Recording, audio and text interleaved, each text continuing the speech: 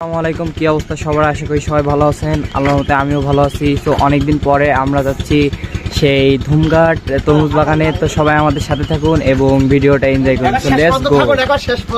আসসালামু আলাইকুম। এই যে সুরি, প্রতি বছরের নাই আমরা কিন্তু এবছরও যাব তরমুজ খেতে এবং সরাসরি তরমুজ কাটবো, তারপর সবাই মিলে খাবো, অনেক এনজয় করবো। ঠিক আছে, তো আপনাদেরকে পুরো ভিডিওটা আমাদের সাথে থাকার জন্য অনুরোধ করতেছি। আর অলরেডি গাড়ি কিন্তু রেডি। নাবিল, তুমি দেখাও। এই যে আমাদের বিমান, ঠিক আছে, সড়ক পথে বিমানের ছোঁয়া। এখানে অলরেডি ভাই ব্রাদার সিনিয়র বাচ্চারা সব রেডি। একসাথে কিন্তু আজকে প্রচুর একটা খাওয়া দাওয়া হবে।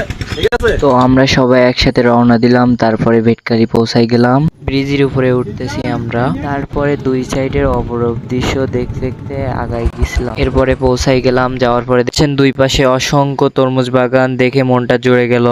তো যাই হোক, এখন আমাদের তো ভাই ব্রাদার যারা আছে আস্তে আস্তে তরমুজ খেতে ঢোকার পালা।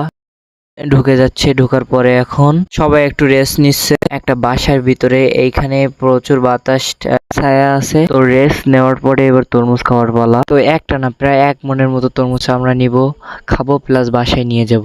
এখানে যে ক্ষেতের মালিক মামা আছে, মামারে বললাম আমরা সুন্দর মতো বাসায় নিয়ে যাব। তারপরে মামা অনেক কষ্ট করে পুরো বাগান ঘুরে ঘুরে স্পেশাল কিছু তরমুজ আনলো আমাদের জন্য। করার পরে অপেক্ষার পালা শেষ। এখন তরমুজ নিয়ে আসলো, কাটার পালা।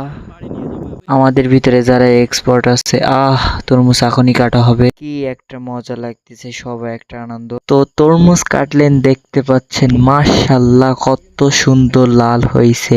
তো এখন আমরা খাওয়ার পরে সবার কাছ থেকে অভিজ্ঞতা নিব। ঠিক আছে, আসলে সুন্দর মেডো ফিলিংস কি বলো তো? এই যে কষ্ট, খুব সুন্দর মিষ্টি মধু, একদম দানা ভরিয়ে গেছে। দাঁড়া পড়ে গেছে না? আসলে একদম এই দেখো দানা দেখা যাচ্ছে। আজকে কি তরমুজ খেতে আসা সার্থক? তোমার কি মনে হয়? পুরোপুরি সার্থক। বিশ্বের বহুত জায়গায় তরমুজ খাচ্ছে, সৌদি আরব, ইরান, ঠিক আছে, কাতার, কিন্তু যে কৈখালির মতন তরমুজ আমার এরকম তরমুজ কোনো জায়গায় পাইনি। তুমি যে তরমুজ খাচ্ছ, তরমুজটা কেমন? মধু মধু।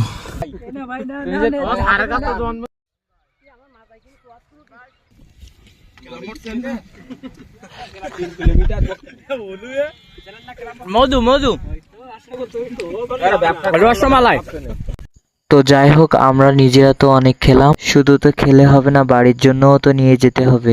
তারপরে এখন ব্যাগ ভর্তি করে নিলাম যতদূর পারলাম। তারপরে এখন বাড়ি যাওয়ার পালা। তো সবাই ভালো থাকবেন, সুস্থ থাকবেন। আল্লাহ হাফেজ। আসসালামু আলাইকুম।